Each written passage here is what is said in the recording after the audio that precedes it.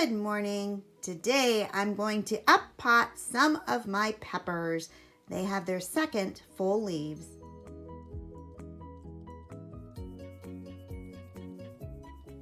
This is Deb from Just Do Something Homestead, and today I am transplanting my first baby peppers into 4-inch pots. Join us today as we discuss why it is a benefit to do this.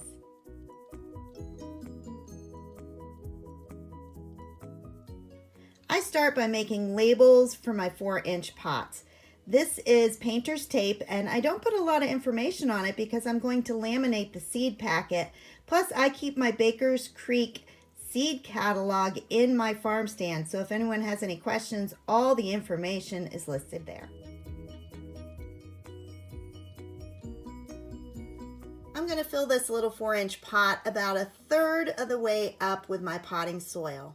I found that an old spoon does a great job of lifting out the seedling from the starter trays.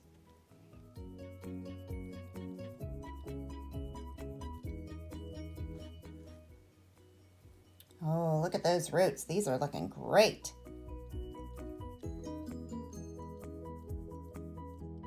And then I simply put it in the center of the 4-inch pot. Now I'm putting it a little bit deeper in there. I'm going to try to center it right in the middle, and then I add potting soil around it. One done, 150 more to go.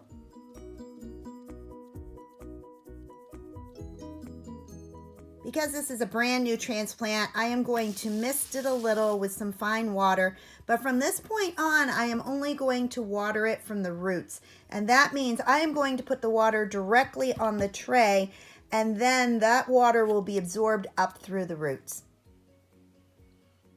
These seedlings are 2 weeks old and they have 2 sets of leaves. That is when I choose to transplant them into larger containers.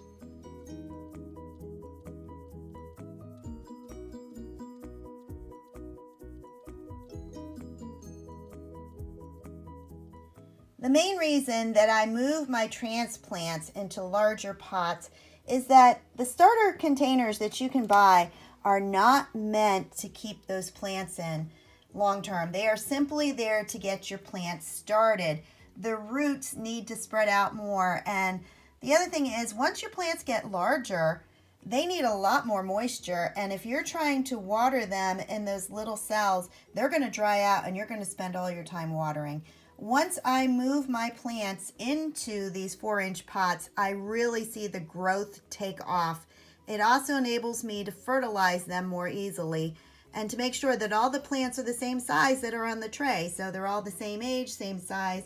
It's just an easier way for me to take care of my plants.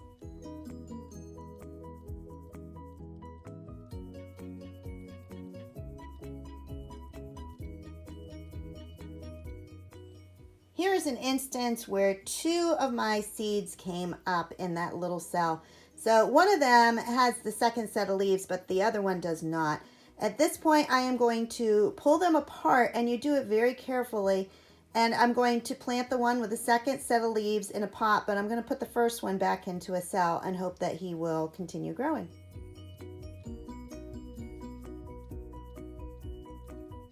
I was able to separate them. The most important one to me is the one that's larger. So that one I made sure not to pull on. I pulled on the smaller one to untangle the roots. Thus, the one that was further ahead has a larger root system intact. This one, though, I am going to plant into a cell, and I'm pretty sure, because most of his roots are still there, that he will be fine.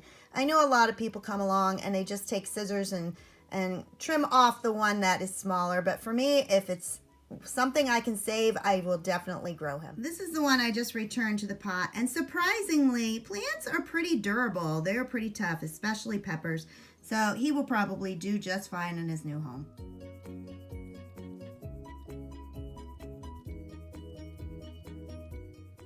I have my first tray all transplanted, and now I'm going to put them in front of my fan. That is going to make them much stronger. Let's see. One more notch. There we go. And that fan is going to turn back and forth over, there you see, over my plants, which is going to make them a little bit stronger as they grow. it kind of imitates what they would be facing if they were outside.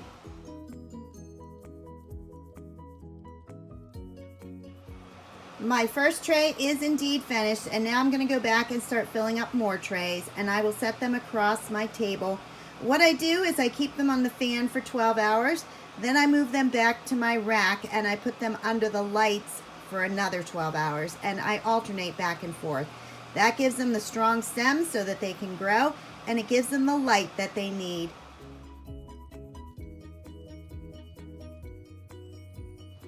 I am going to add a little water to the tray. You do not want to overwater your new seedlings. But at this point you need to add a little bit since you just transplanted them, and their roots are going to be dry, any of the roots that were exposed to the air. So add just the teeniest bit of water. I am going to end by adding some pictures from last year of how big my seedlings got by the end of the season before I planted them outside in my garden. If you found this video helpful, please like, subscribe, and share. Have a great day. Bye-bye.